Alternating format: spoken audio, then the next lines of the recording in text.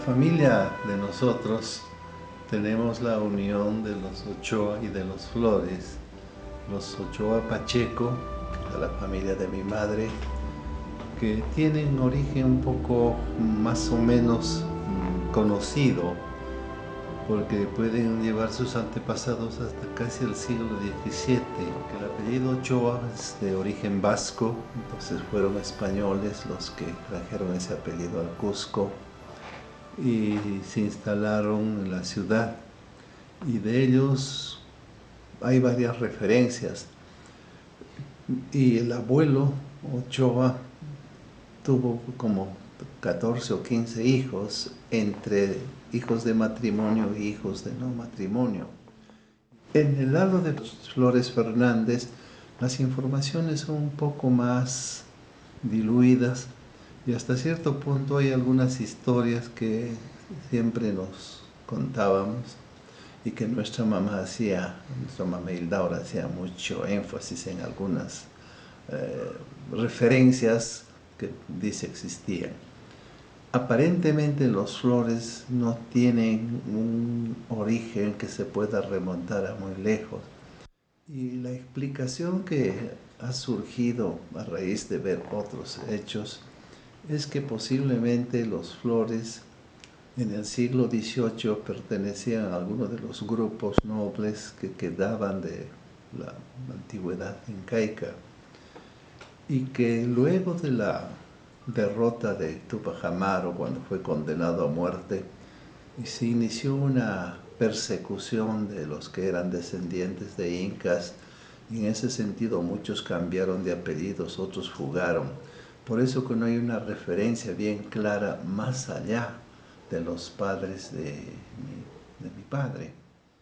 Mi madre se casó con Miguel Ángel Flores Fernández, que era de profesión abogado. Mi madre no ejercía ninguna actividad más allá de la casa y era la mayor de todos los hermanos de la familia Ochoa Pacheco.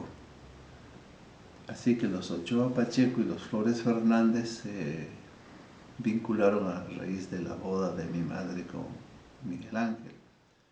La familia Ochoa era de hacendados que tenían muchas tierras por muchos lados y lo que corresponde, por ejemplo, ahora a todo el territorio que está entre Cedrobamba hasta Machu Picchu, hasta el puente sobre el río Vilcanota. Esa zona era una de las haciendas de Justo Zenón Ochoa, que quedó para las hermanas Celia y Estela. A mi madre también le dieron una porción de lo que ahora es el pueblo de Aguascalientes, que ella lo vendió para comprar la casa en la cual hemos tenido nuestra infancia, por lo menos yo, y también su juventud, los hermanos mayores. Nos trasladamos a esa casa más o menos por los años 41. Recuerdo que todavía el traslado se hizo al viejo antiguo, al estilo antiguo, contratando cargadores y cargando todo a través de las calles de Fierro y Chaparro para instalarnos en la casa que fue de la abuela Hildaura. Y de esa manera cambió nuestra residencia. La familia. A mí me tocó ser la penúltima de la familia, de los 8 hermanos. Y como penúltima es muy poco lo que puedo recordar, porque prácticamente casi yo he vivido bajo la tutela de mi hermana mayor, que era Marta Hortensia. Ella fue la que prácticamente me adoptó y vivía supeditada más a ella que a mi mamá. A veces me sublevaba contra mi mamá y me iba donde Marta, porque ella siempre me estaba acogiendo con cariño y también, ¿por qué no decirle, fomentando mis malacrianzas? Malacrianzas que ahora que las recuerdo con mucha alegría, porque sé que éramos una familia muy unida, muy compenetrada, y más lo que recuerdo es de que nosotros hemos estado bajo el mando maternal. Marta asumió la conducción de la casa, era la encargada de administrar, que ayudaba a mi madre en todo. Y luego la hacienda que tenía mi papá, Cari Chico, comenzó a ser administrada por la tía Marta, que aprendió toda la técnica de manejar a los campesinos que trabajaban en la hacienda, sembrar las cosechas, el orden de los cultivos, todo eso asumió ella, y con mucha responsabilidad, prácticamente haciendo el papel de la administradora de la casa, porque mi mamá no era muy afecta a eso. Ella no tenía muchos deseos de hacer ese tipo de trabajo. Así que Marta, desde mi perspectiva de ser el último, era la encargada de la administración de la casa, de la que proveía los recursos para la casa, compraba lo que se tenía que usar para alimentar a los 7 hermanos que estábamos en el Cusco, después que David viajó a Lima. Y así todos iban al colegio. Marta, Susana, Elena y Graciela estudiaron en el colegio de las Mercedes con la señora Lauria Flores, porque no eran muy afectos ni mi mamá ni mi papá a los colegios religiosos. Entonces ellas tenían esa manera de dirigir el estudio de los jóvenes, de las jóvenes. El tío Alcides estuvo una temporada en un colegio pequeño que había, pero luego se matriculó en Salesianos, donde hizo toda su primaria y toda su secundaria. Y yo ya fui a Salesianos también, la primaria y la secundaria, y concluí mis estudios allí. Desde el trabajo, el papá tenía que estar en diferentes sitios. Él era fiscal, tuvo que estar en Chumbivilcas, tuvo que estar en Quispicanches, y en fin, no estaba casi con nosotros. En cambio, la mamá era la que nos mandaba a todos. Era prácticamente un hogar dirigido por una matrona. Y yo, por ser la penúltima, no solamente dirigida por la mamá, sino dirigida por toda la escala de hermanos. Mi papá, abogado de profesión y que tenía la virtud de hacer muy buenos juicios, pero tenía la debilidad de no cobrar sus honorarios. Eso era muy claro. Es lo que hizo, por ejemplo, con unas tías Pacheco, que les defendió la hacienda Chamancaya, y luego ellas defendió la propiedad y la vendieron y no le dieron ni sus honorarios. Bueno, a él no le preocupaba mucho eso porque, sí, no, había poca afición a acumular riqueza. Y luego ingresó al Poder Judicial y fue hasta como juez hasta Chumbivilcas. Yo recuerdo la preparación de su viaje, contrataron mulas y fue un grupo como de 10 mulas con gente que vino de Chumbivilcas, de los conocedores del camino y de conducir las mulas. Y el viaje fue por tierra, por el camino de herradura que sale del Cusco por la Almudena y luego se interna hacia Jorca y sigue pues hasta Chumbivilcas, así que él tuvo que ir en este tipo de transporte. Estuvo en Chumbivilcas y luego de algunos años, no recuerdo exactamente cuántos años, fue traído a la ciudad de Urcos, al juzgado de Urcos, donde estuvo trabajando por un tiempo y luego estuvo como agente fiscal de la Corte Superior del Cusco. Fue en esas circunstancias que, regresando a Urcos, tuvo que ir a 15.000, a Marcapata, que era la zona donde que abarcaba el distrito de Quispicanchis. Y ahí aquella parte amazónica, bosque, zona cálida, contrajo alguna enfermedad tropical, de la cual no se pudo recuperar a pesar de la atención que tuvo en lo que era la entonces Clínica Paredes, en la calle Matará.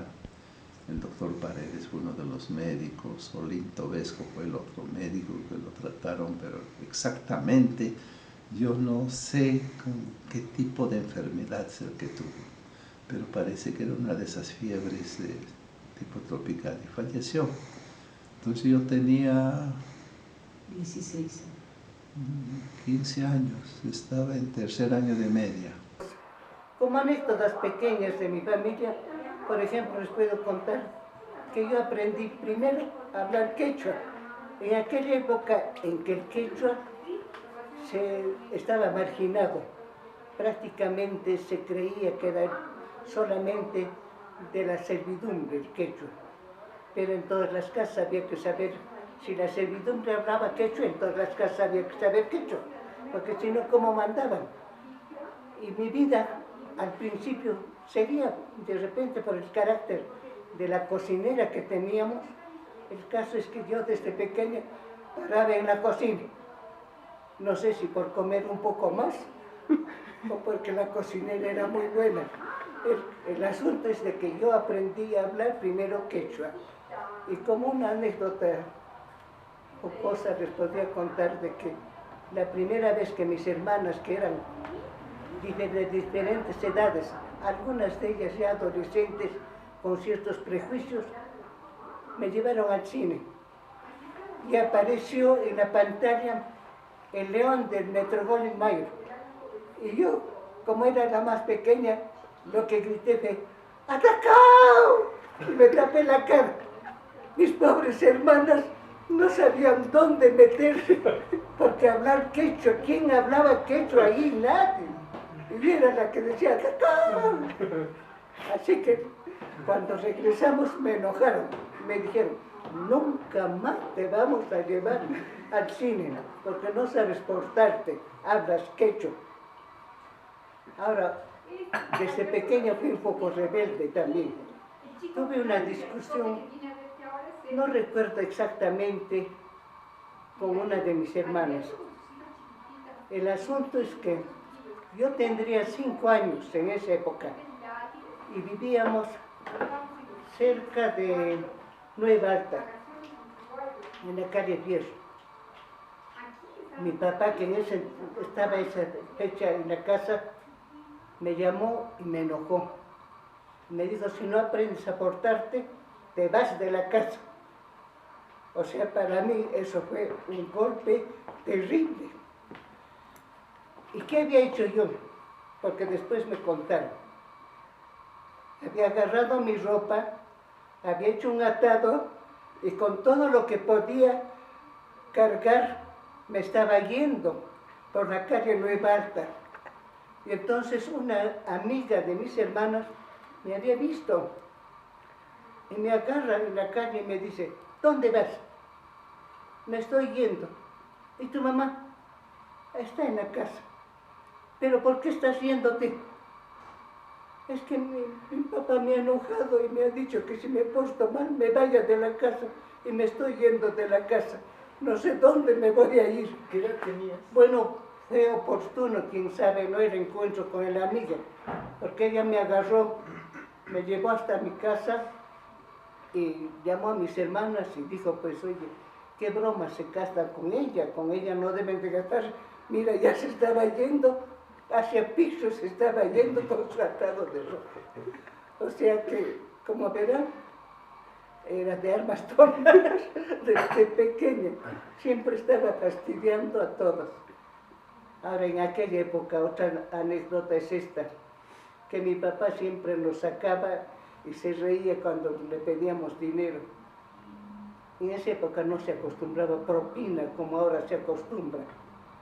Había que ingeniárselas para tener plata, porque al menos en mi casa no se daba propina a las escolares.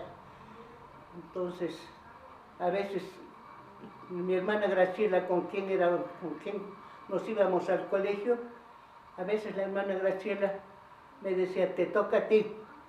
Y a veces yo le decía, te toca a ti. ¿Qué cosa era? Que inventábamos compra de lápices, compra de cuadernos, compra de borradores, compra de raspadores. Y a veces cuando a mi papá le decíamos, papá, no tengo para el lápiz. Y decían, ¿qué cosa compramos? Porque un día mi papá había salido tras nosotros, que nos íbamos, teníamos la plata ya en el bolsillo. Y ahí estábamos diciendo, ¿qué cosa nos compramos? ¿Chancaco o melcocha? Y entonces, desde esa época, siempre el papá nos decía, cuando pedíamos para algún útil escolar, nos decía, ¿chancaco o melcocha? Porque ese es nuestro afán, chancaco o melcocha. Y por eso es que cada vez decíamos, te toca a ti. O sea, nos alternábamos para ver quién pedía el dinero.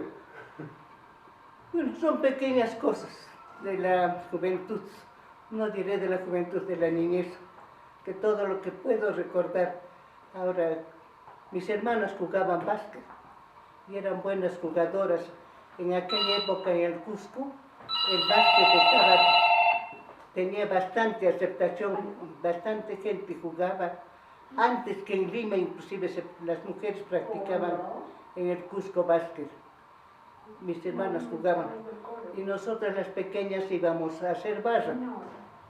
Yo tenía unas trenzas largas.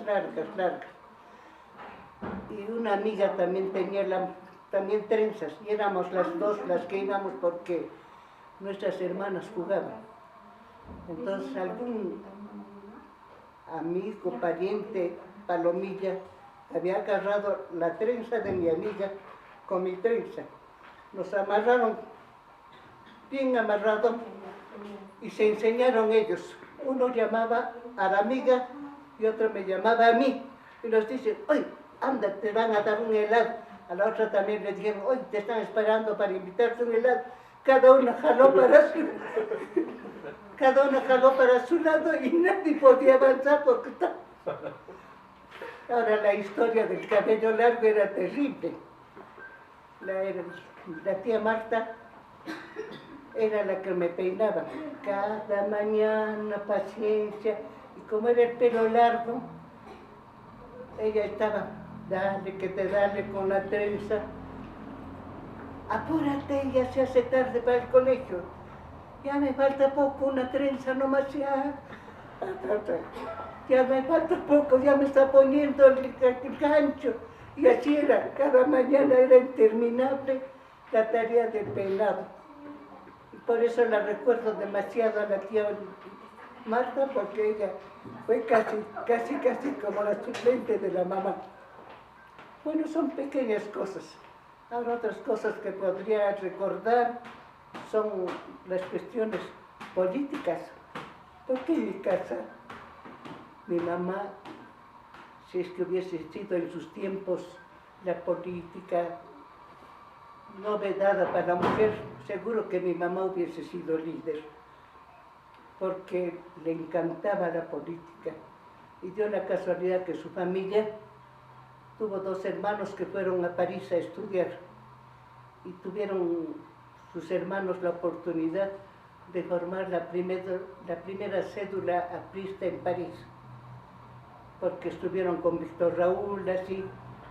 Entonces ellos llegaron y transmitieron sus ideas. Quién sabe, no exactamente la ideología de su partido, pero sí sus ideas. Entonces mi mamá asimiló eso.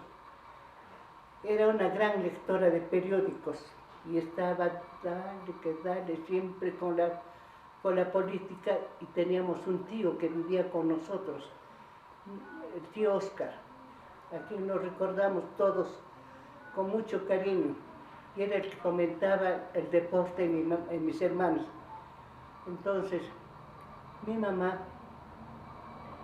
se identificaba con el APRA. Y de paso, todas nosotros. Y el papá, que no estaba con eso, siempre nos decía, apristas. Nos señalaba y nos decía, ¿qué dice esta aprista? Bueno, el asunto es de que mis hermanos también estaban dentro de eso. Y llegó un momento que había, me parece que sería en las primeras elecciones en que el partido aprista tenía que intervenir, no sé, no recuerdo exactamente la fecha, pero creo que sería el 45 más o menos. Había la efervescencia de la política en los jóvenes, y había una efervescencia y casi todos eran apristas, al menos la juventud de los colegios estaba identificada con el APRA. Pero también, ¿qué pasaba? Que había represión. Que había represión y la policía y los investigadores que había en esa época, a quienes se les decía soplones, estaban tras los apristas para encarcelarlos. Ya 2 tíos míos habían caído a la cárcel. Y mi mamá había recibido de uno de mis tíos la propaganda aprista, sus documentos apristas, todo eso, y había tenido la precaución, como estaban persiguiendo y yendo a las casas a investigar, y lo hacían con mucha torpeza. Entonces mi mamá había ocultado toda esa documentación dentro de un barril de papas, porque dicho sea de paso, en la casa se compraban las papas por costales y se guardaban en barriles. Bueno, entonces había ocultado dentro de un barril de papas y las papas encima, así es que ella andaba tranquila. Pero teníamos un depósito pequeño. El tío Alcides estaría más o menos de unos 14 años. El asunto es de que los famosos soplones llegaron a la casa porque buscaban al tío Oscar, pero el tío Oscar ya había pasado a la clandestinidad. Entonces dijeron pues de que usted, la señora es hermana del señor Oscar, es que vamos a pasar a revisar la casa. Mi mamá tranquila, que pasen, pasen, pasen, pasen. Cuarto por cuarto, los otros estaban rebuscando las cosas, abriendo cajones para ver si encontraban alguna cosa comprometedora. Y llegan al depósito. Y en el depósito teníamos unos baúles grandes que estaban llenos de revistas pasadas. Y mi mamá tranquila, pues les dice, abre todavía un baúl y dice, podrían mirar aquí, hay solo revistas. Levanta la tapa y lo vuelve a bajar. No señora, ya no se preocupe, que hay allá, bueno, la despensa y allá la cocina. Bueno, ya no se preocupe. Cuando se van, aparece el tío Alcides como una tromba. Ya se han ido, mamá, ya se han ido, mamá. Sí, les dice, ya se han ido. Levanta la tapa del baúl y dice, aquí está la propaganda del partido. O sea, él se había guardado, como era de la juventud aprista, se había guardado la propaganda. O sea que si esos policías encontraban esa propaganda, todos a la comisaría hubiésemos parado. Después había un amigo que jugaba básquet, que era amigo de ellos, ¿no? Y venía a la casa a contarle a mi mamá, señora, ¿y Alcides ha ido al cine? Ah, sí, señora, porque tenía esa forma lenta de hablar. Ay, ya, señora, ay, sí. Tienen que votarlo, tienen que volantear para la... O sea, que él venía a delatarles. ¿Por qué? Porque como era un chico provinciano, tenía una habitación en la casa de Gastón Acurio, que dicho sea de paso, en esa época Gastón era aprista. Entonces, sesionaban en la habitación de él, porque no había forma de que nadie les observe ni se dé cuenta, ¿no? Entonces acordaban todo.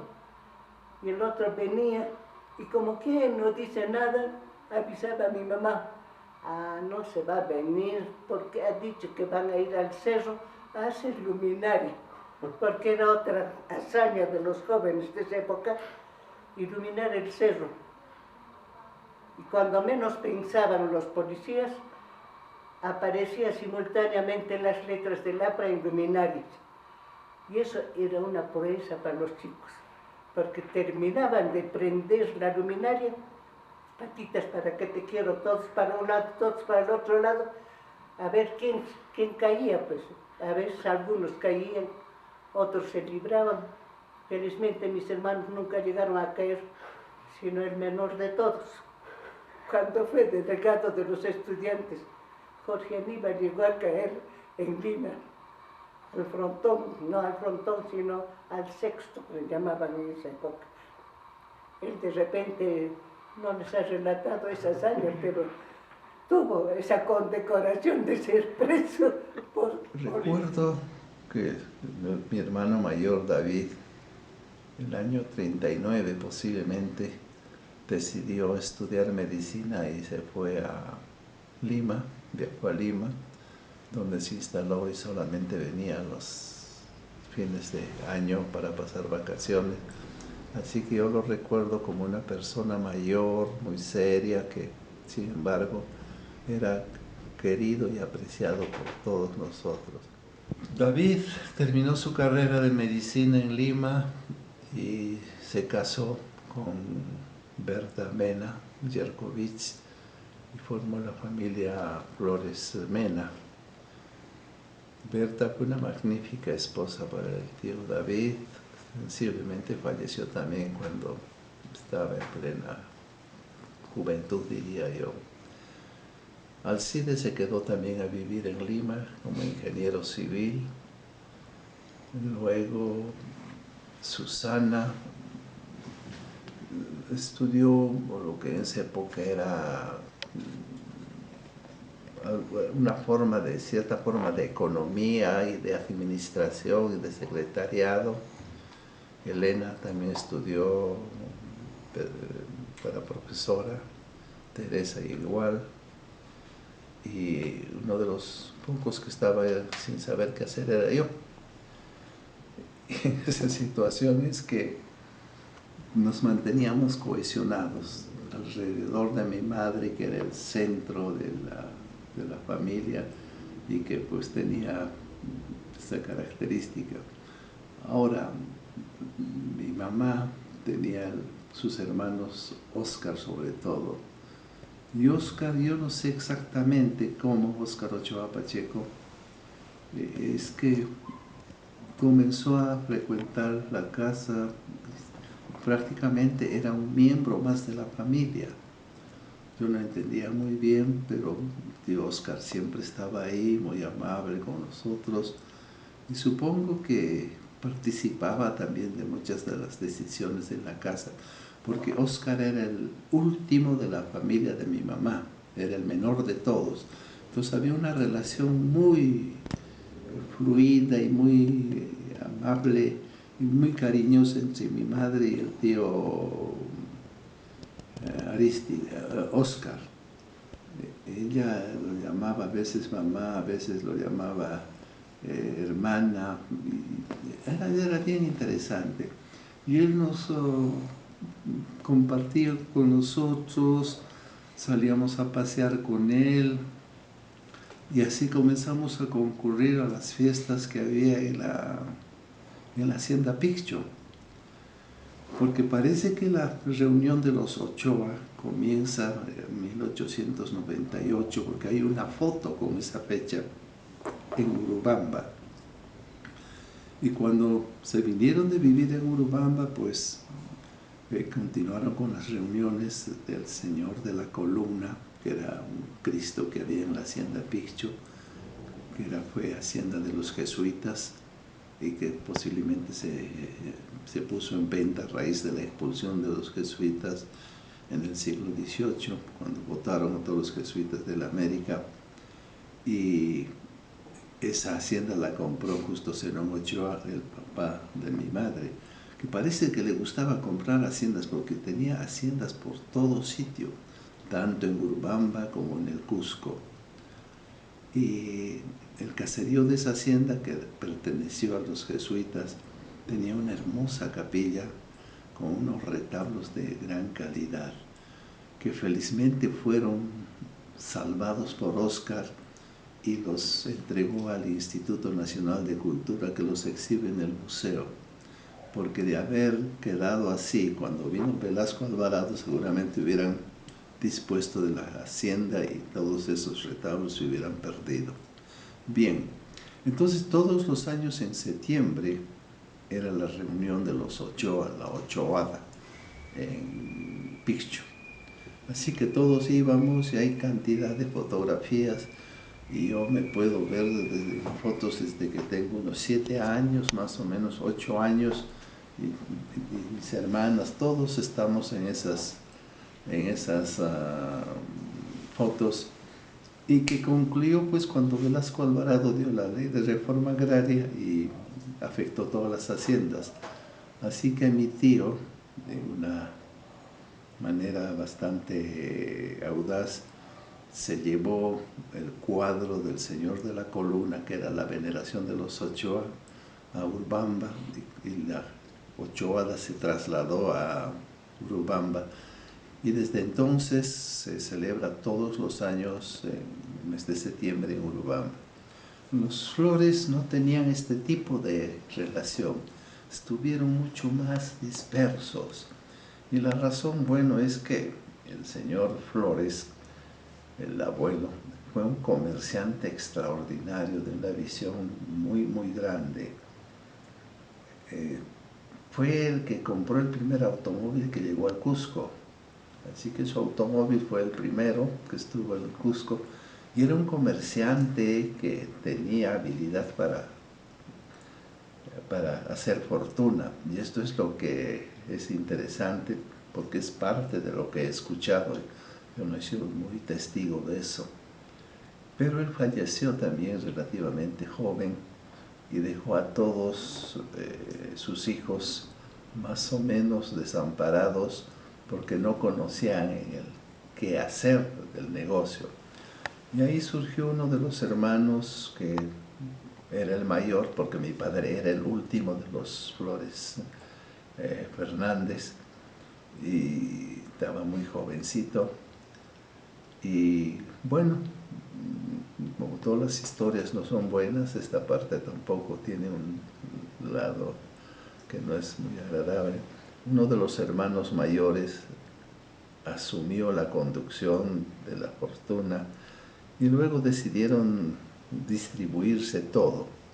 Cuentan que, no sé si es cierto o no, que había tantas monedas de oro, libras esterlinas, que no contaban si no las ponían en cajas, y hasta donde llegaba las monedas eran para uno, para otro, que había oro en polvo, porque él comerciaba en todo esto a través de Paucartambo, porque como era de origen de Paucartambo y era la entrada a Cosnipata, los lavaderos de oro, comerciaba con oro. Y así se distribuyeron y se diluyó la fortuna. Y de esa manera, pues, que los Flores se dispersaron y mantuvieron muy pocas relaciones. Lo interesante que hace notar, y mira, es que la casa de mi abuelo paterno estaba en la Plaza de Armas y la casa de mi abuelo materno también estaba en la Plaza de Armas, frente a frente prácticamente. Hoy en día son dos hermosas casas coloniales que están totalmente al servicio del turismo, tanto la casa de Selenque, como se llamaba la casa de mis abuelos paternos, porque está ligado con la tradición de Selenque, un hombre muy disipado, que sin embargo salvó la imagen de la Virgen de Belén cuando se estaba inclinando, porque lo que transportaban muy borrachos, y salvó la imagen. Y era tan disipado que el diablo decidió llevárselo al infierno, y cuando se lo estaba llevando al infierno apareció la Virgen de Belén que lo salvó. Por eso dicen que esa parte de la familia tiene cierta relación con este milagro. En cambio, los Flores se desperdigaron y eran también como 10 hermanos que no mantuvieron muchas relaciones entre sí. Así que yo pude terminar la secundaria y ir a la universidad en gran parte con la ayuda de mi hermano David y de la administración que hacía la tía Marta. Así que estudié y bueno. Me encuentro aquí en esos momentos demasiado emocionada por la visita de la hijita de Berta, o sea, mi nieta sobrina. Y por medio de ella les mando un recuerdo muy cariñoso y muchos abrazos para mi hermano Jorge, para mi hermana Teresa y un recuerdo póstumo para David, Marta, Elena y Graciela, quienes me han antecedido. Y los recuerdo demasiado. Les deseo a ustedes muchas felicidades, muy cariñosos recuerdos para todos mis sobrinos que están en Lima, como Gabriel, Miguel, a todos ellos, a todos mis nietos, sobrinos, les envío muchos abrazos, muchos recuerdos.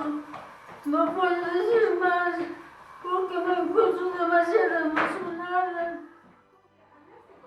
Ante las circunstancias que me obligan a relatar las pequeñas peripecias de la vida pasada, todo lo que puedo recordar les transmitiré a ustedes. Ante todo, con el deseo de que esta reunión pasemos momentos agradables, momentos de alegría y sobre todo momentos en que recordemos a nuestros ancestros. Y es muy agradable ver que las generaciones jóvenes están haciendo algo que es maravilloso. Tratar de cohesionarse, aprender, enterarse de las cosas buenas y de las cosas tristes que han pasado siempre las familias en toda época. Y como el Cusco se ha transformado tanto que nos obliga a tener que reforzar los lazos de parentesco para sentirnos orgullosos de nuestros antepasados, sentir el calor de saber que hay una familia extensa, que hay una familia fuerte y que estas reuniones están haciendo algo maravilloso de reforzar los lazos, de hacer que nos conozcamos, de hacer que tengamos vivencias de nuestra historia.